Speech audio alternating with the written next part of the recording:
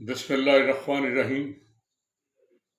عزیز دوستو، میں ہوں پروفیسر تنویر صادق، اپنے چینل انفوٹیلی سے آپ سے مخاطب۔ السلام علیکم۔ آج میں کچھ ہسٹوریکل باتیں کرنا چاہتا ہوں۔ پروشیا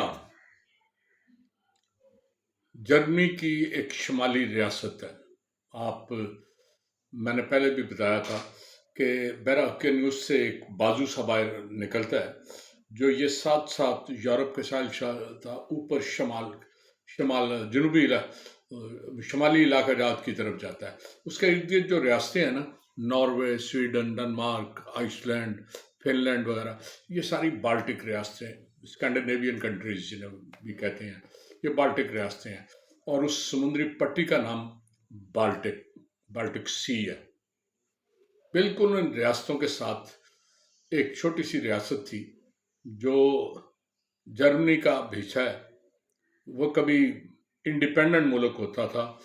یہ ملک 1525 میں وجود میں آیا اور 1781 تک جرمنی میں ضم ہونے سے پہلے یہ ایک انڈیپینڈنٹ ملک تھا۔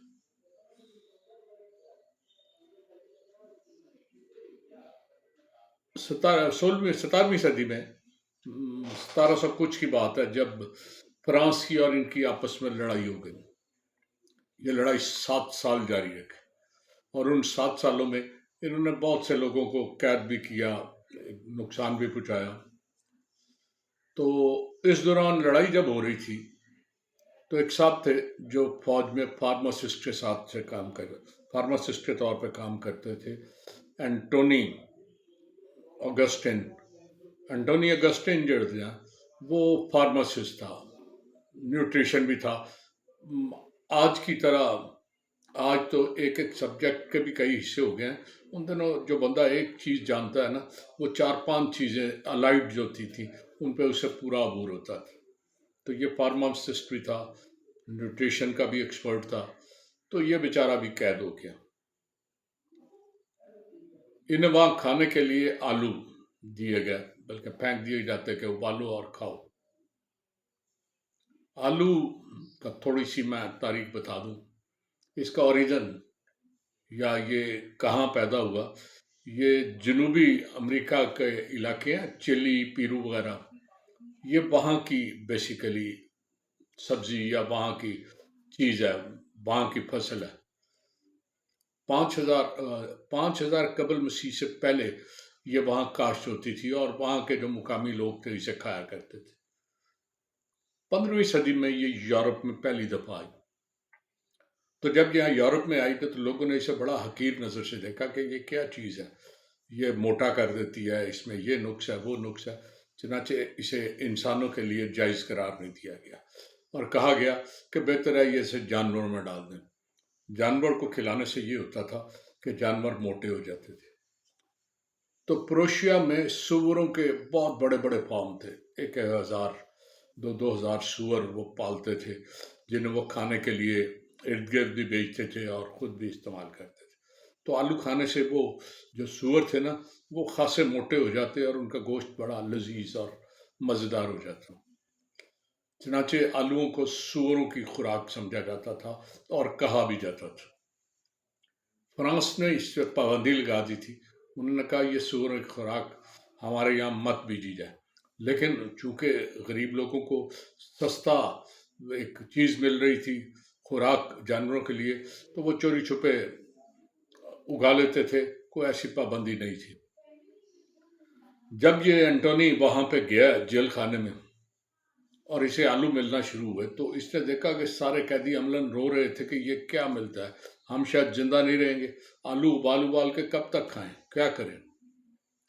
اینٹونی نے اس پہ نیوٹریشن کے طور پر غور کیا کہ جانوروں کو اس کا کیا فائدہ ہوتا ہے اور اس فائدے کو ہم کس طرح سمیٹ سکتے ہیں۔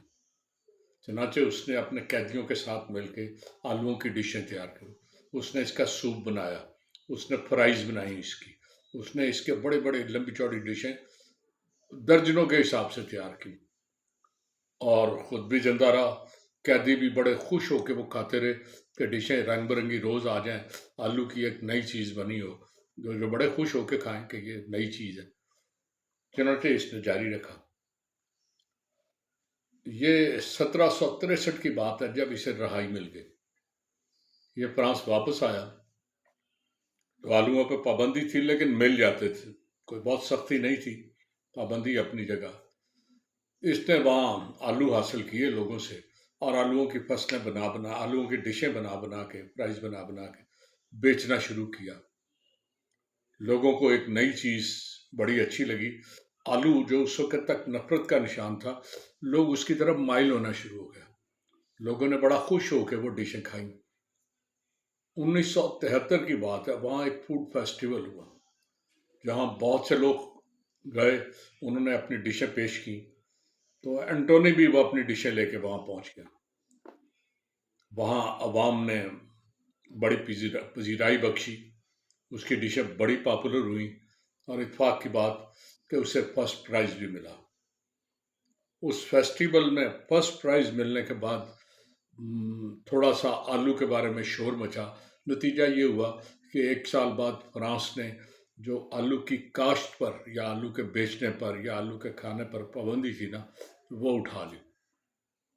अब वही आलू जो पहले बिल्कुल जानवरों की खुराक था, अब इंसानों की खुराक में शामिल हो गया। इंसानों ने उसकी देखा देखी डिशें नकल करनी शुरू की और दिनों में वो डिशें इतनी पॉपुलर हुई कि हर शख्स आलू बड़े शौक से खाने लगा।